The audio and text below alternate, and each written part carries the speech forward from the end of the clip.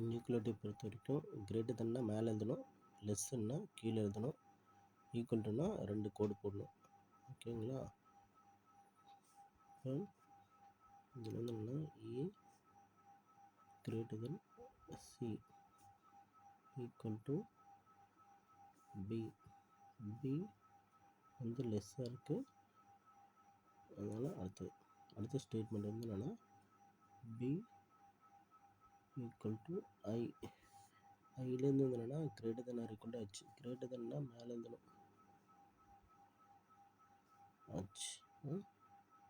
H வந்து என்னென்னா greater தென் இ.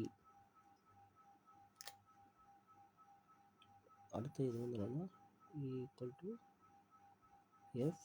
F வந்து என்னென்னா கிரேட்டர் தென் ஜி. இப்போ இந்த சொல்யூஷனில் வந்து பார்த்திங்கன்னா எஃப் கிரேட்டர் தென் சி இருக்குது, எஃப் வந்து இங்கே இருக்குது, சி வந்து என்னென்னா இங்கே இருக்குது. இப்போ வந்து என்னென்னா எஃப் வந்து கீழே இருக்குது, சி வந்து மேலே இருக்குது. அப்படின்னா வந்து என்னென்னா அது வந்து கன்க்ளூஷன் வந்து சாட்டிஸ்ஃபை ஆகலை. அதாவது என்னென்னா எஃப் வந்து சி வந்து என்னென்னா மேலே இருக்குது, அதனால் வந்து என்னென்னா சி வந்து கிரேட்டராக இருக்குது. இதுவும் என்னென்னா பி வந்து மேலே இருக்குது, ஜி வந்து கீழே இருக்குது, அதனால் வந்து என்னென்னா P greater than G. Only 2 conclusion follows.